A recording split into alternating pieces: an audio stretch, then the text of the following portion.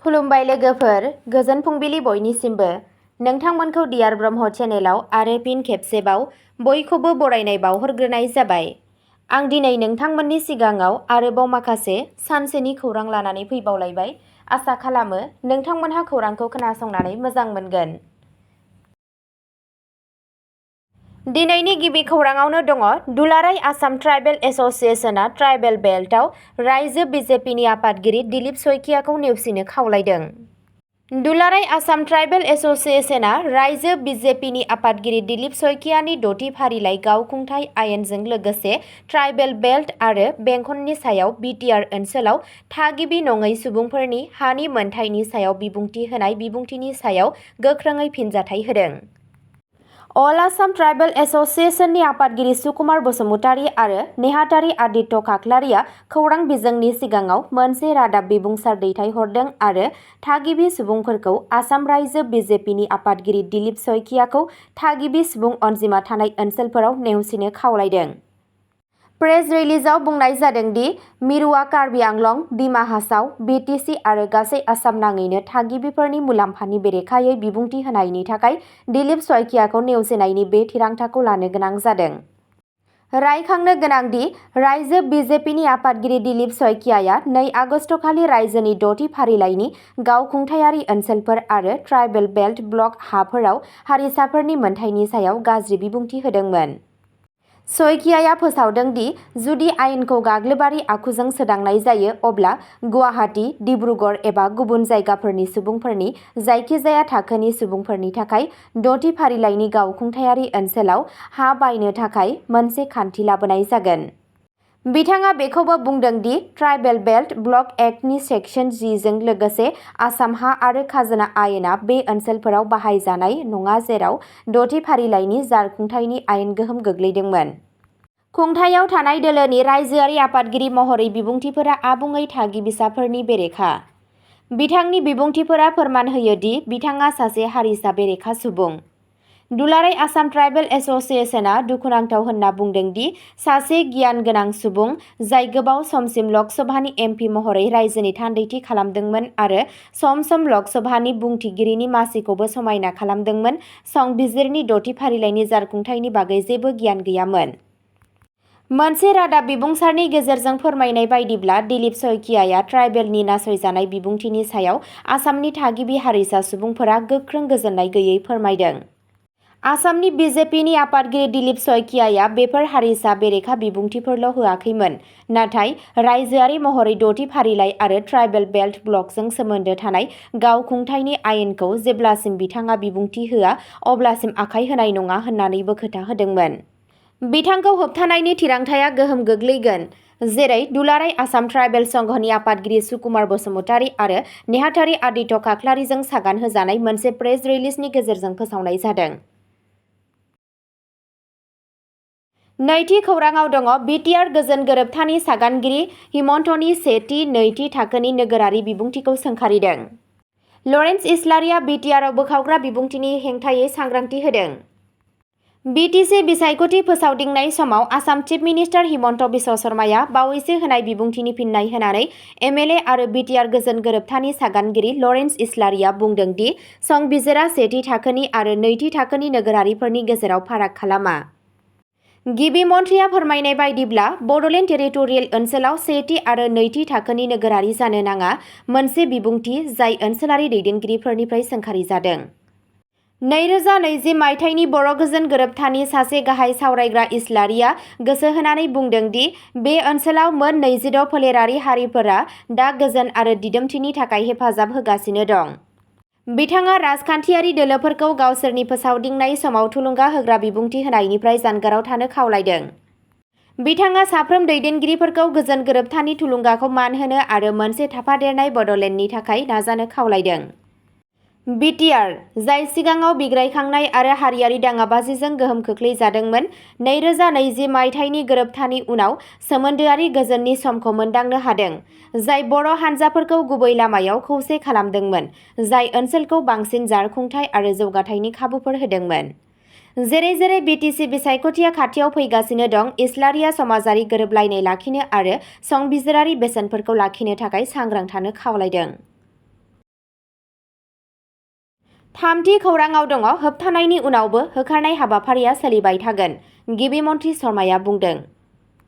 Assam chief minister Himanta Biswa शर्माया बुंदों दि जायखिजाया हेंथा दिन्थिफुंनाय एबा दिन्थिफुंनायनि उनावबो रायजोआव होखारनाय हाबाफारिया आवगायगोन। समबारखालि चिराङाव मोनसे सुबुं गौमायाव शर्माया फोरमायो दि सोरखारा हाग्रा आरो सोरखारनि हायाव दखल खालामनायखौ बोखारनो थाखाय थियारि दं। एएएमएसइउखौ हेंथा होनो हो, बिसोरो जेसेबां हेंथा होगोन जों एसेबांनो होखारनाय हाबाफारि लागोन होनना बिथाङा बुंदों। गिबि मन्थ्रिया गोख्रोङै बुंदों दि बे हाबाफारिफोरा बाङाइ सुबुं अनजिमा थानाय हारिफोरनि सायाव बिथोन होजायाखै, नाथाय बेनि अनगायै हाग्रानि हा, भिजिआर आरो पिजिआर ओनसोलफोरखौ दानस्रांनायाव बिथोन होनाय जादों, जाय सन्देह गोनां आयेन बेरेखा हाबफैग्राफोरजों आवग्रिजानाय। बिथाङा मुंख'दोंमोन दि थागिबि हारिफोरा हाग्रानि हा पाट्टा दाबि खालामनो खाबु दं, थेवब्लाबो गोबाङानो बे खाबुखौ लाया, जायनि फिथाय महरै हारिसा नङि सुबुंफोरा दखल खालामो।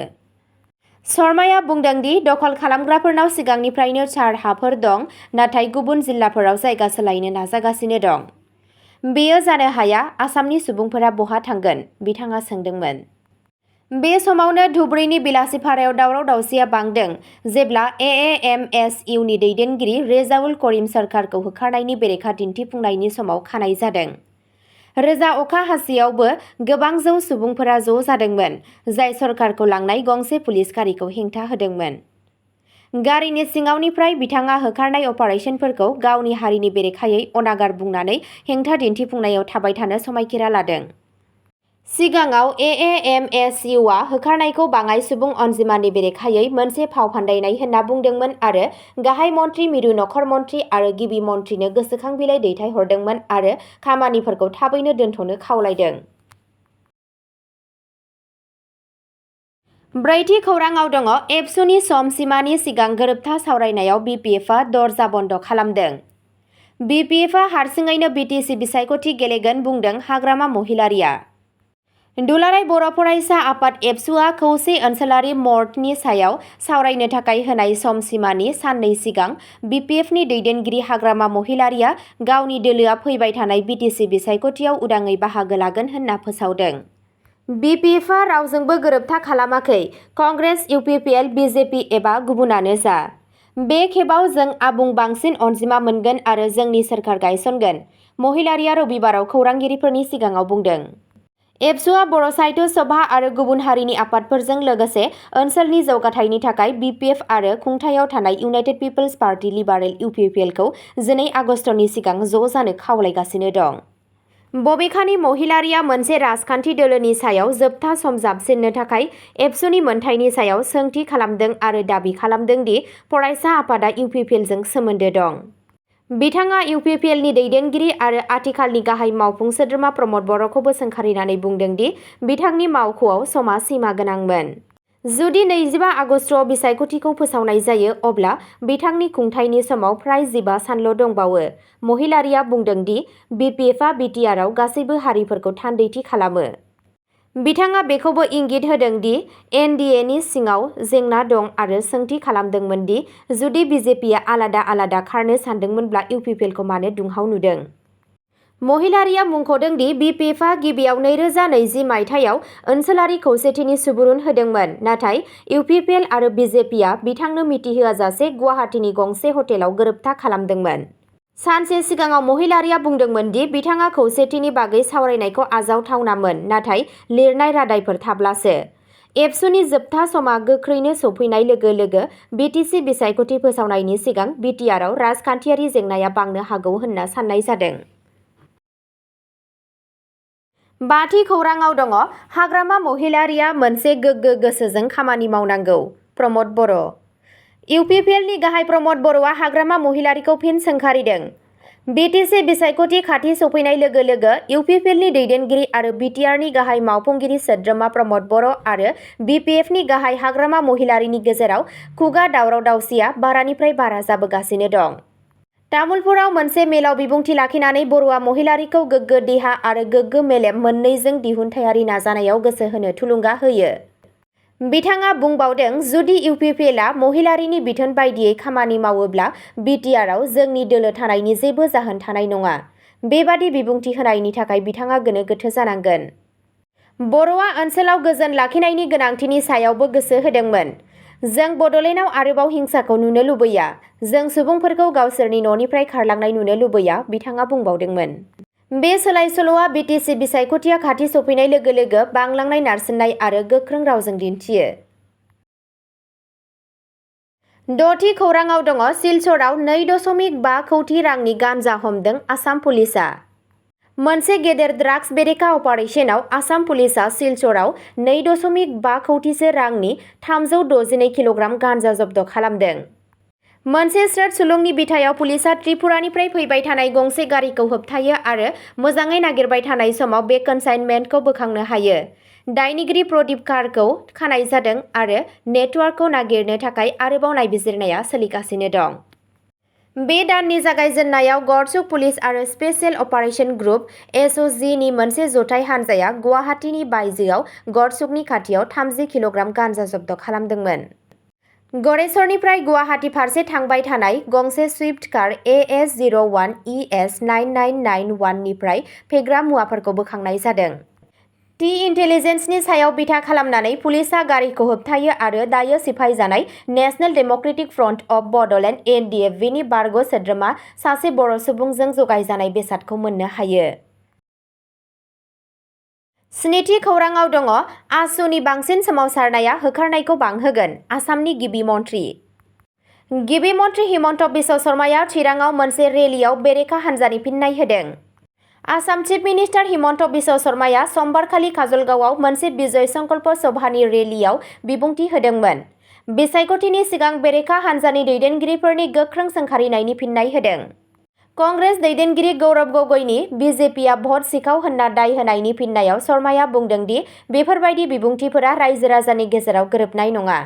बिथाङा बुंदों, जों 40 लाख आइजोफोरनो अरुणोदय मुलाम्फा होदों, 2 लाख लाइमोनफोरनि थाखाय साख्रि सोरजिदों आरो 4 लाख हिन्जावसा फरायसाफोरनो साइकेल रानदों।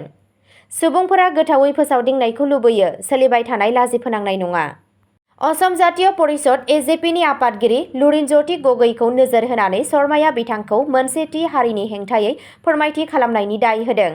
बिथाङा बुंदों, जुदि बिथाङा थोजासे साहस गोनां अब्ला बिथांखौ खुलायै फोसावनो हो दि बिथांनि बियाबाव बेसेबां मिया मुसलमानफोर दं। आसुनि सोलिबाय थानाय हेंथा दिन्थिफुंनायनि सोमोन्दै शर्माया सांग्रां खालामना होदों। जेसेबां बिसोरो हेंथा होगोन एसेबांनो होखारनाय हाबाफारिया जागोन। नोगोरारि सोदांनाय आयेन (CAA) नि सायाव सावरायनाय समाव शर्माया मुंख'दों दि आयदाया आथिखालाव गोजौसिन बिजिरसालियाव दं, मानोना बेयो न्यायारि नायबिजिरनायनि सिङाव दं। बेनिखायनो गिबि मन्थ्रिया गेजेराव हाबनो हाया होनना बिथाङा बुंदों। अब्ला दिनैनि खौराङा एसेनोसै, गोजोन्थों।